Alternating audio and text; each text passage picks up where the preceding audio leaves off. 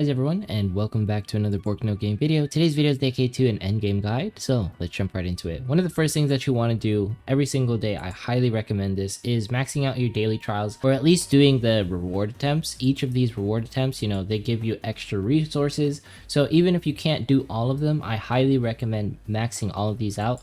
Your goal will be to stack resources like above, because gems or crystals and coins will be one of the biggest factors when a new event or something releases, and you can increase your player or leader cap, and next thing you know, you're more powerful. But then again, you don't have enough resources and pretty much everyone gets to jump on you. The thing you want to do is go into shop, and then you're going to go into exchange, and I want you to buy these badges. All right, let's say for example you have maxed out characters and you don't know what to do, like since you have pretty much expended most of your gold on gear, then you're going to want to buy these badges, because what happens is these badges will be contributing factors to when you level up your character to the next breakpoint.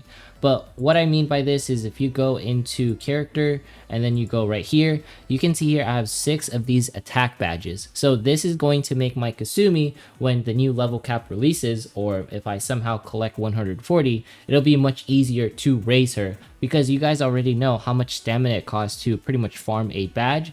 It costs I think roughly 10 or so. So it's going to be really hard to justify not buying these in the early game when stamina is technically converted into gold. So it's just much better to buy these badges to accumulate again more resources, because in Illusion Connect, resources are king, but mostly any gacha, resources are king. The thing is going to be making sure that you have pretty much finished out Dream Expedition.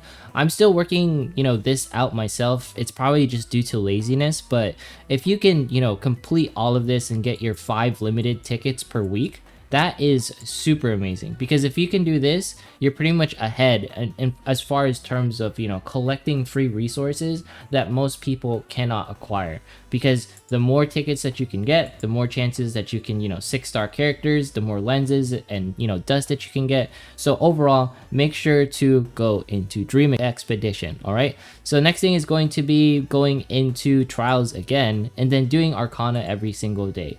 Those shards add up. Now my biggest recommendations is always going to be using the Paladin or Sork, the Coffin leader, because those two are usually the easiest leaders to build. And try to, I know this is going to sound pay to win, but try to 5-star the characters or your core team. So because the 5-star characters, they'll get the lens grade bonus, so they'll be stronger, and it pretty much makes Arcana much easier. I know that's super pay to win, but look, even Pan has a little bit of a bonus, right? And Chio. So it's one of those things where lens grade bonus helps out a lot, because you don't have to invest or put as many combinations on them in order for them to be successful within Arcana. And not to mention making Arcana / Illusion Corridor much easier. It really helps throughout just collecting shards in the game. Next thing is going to be Guild Crusade. Now a lot of you, I'm pretty sure, have already seen my last video, I think, where pretty much Miyuki is the premier character, and you want to max out your Guild Crusade because you're going to get guild coins, and most of all, you're going to get gear from here. So if I pass claim, yeah, I got lucky enough to pull a Bone Crusher. That's exactly what I needed, and some guild contribution coins. So it's one of those things, if you can get this out of the way as soon as possible, just do it and you'll be a very, very happy camper. More gear, more guild coins, just more everything. It's just super awesome, plus more gems. Next thing is going to be starting to build a team for 10 Saints. Now this technically coincides with Miracle. What I mean by 10 Saints is this gameplay mode. Have it so that you are auto registering every single day, so you don't have to worry about trying to sign up. The biggest thing is going to be placing all of your characters. And now the thing that I want to say is 10 Saints is a pretty decent chunk of gems, but most of all, it'll actually help you to build characters in 10 Saints with Miracle Mode, right?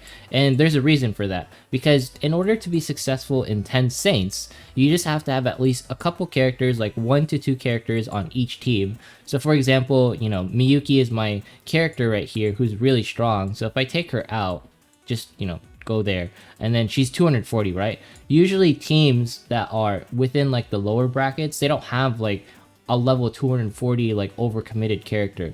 So you just want one strong character or 2 or 3 strong characters, and this will help you a lot in 10 Saints. It's not really a guide, but it's one of those things that I thought to share. You know, just putting some gear on your 10 Saints characters, it can help quite a bit.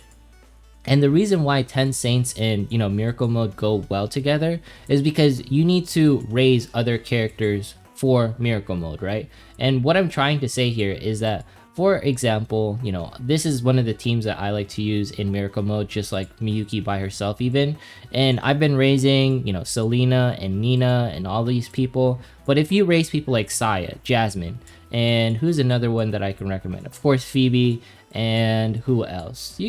I guess you can technically raise Hotaru because she's pretty good too. If you just raise them to level 100, you know, in Miracle Mode, it'll help. And not to mention, it'll help you in 10 Saints because not a lot of people can raise, you know, units to level 100. Level 100 is a decent breakpoint in, you know, stats, right? And damage. And not to mention, Miracle Mode provides a lot of things, so it's going to be super worth it. I'll make a Miracle Mode like guide as I find some more time. But anyways, let's jump into other things. And after you pretty much raise your characters in both, you know, 10 Saints and in Miracle, because, you know, you can use the characters that you raised from Miracle in 10 Saints, right? You're going to go into your partners. And one of the things that I want us to focus on is making sure that your core team is 240. So for example, like my Vivian, Miyuki, you know, my top 6 characters are at least 240. And then I'm going to work on Chio and Nina. Those are going to be like my other characters, and I think I can add one more. I can add like a couple more, but for the most part, my core team is mostly 240. That's what you want. I guess my SR characters are okay at 170, but right now I'm also building, you know, Yume and Selena on the side. It's just one of those things where once you're hitting the end game, you can spread your resources. While you can accumulate resources, I highly recommend building other characters so you can be successful in the current game, so you can get more gear and everything. But it's up to you. It's either you build more characters or you save your resources when the next leader cap arrives, right? You have 2 choices, but honestly, if you want to have more fun in the game, I recommend building more characters, because flushing out your roster and trying out different teams, that's going to be probably one of the funnest aspects of Illusion Connect. One of the things that I also like to do, and this is probably the most like funniest and hardest thing to do, is maxing out affection within album. If you can max out affection in album for more than one waifu, props out to you, because I've been working on Miyuki since the start of this game, like, you know, dating her and giving her gifts and everything, and I'm still at level 8 affection. So yeah, this is like true endgame right here. Not to mention, if you hit level 10, you can have a chance of possibly awakening a character. Just note that the only characters that can be awakened is, I believe, where is she? There it is, Maki. She's the only one that can be currently awakened. So once you hit like level 10 intimacy, you know, she has crazy high stats. And not to mention, you need like 6 dupes of her just to awaken her.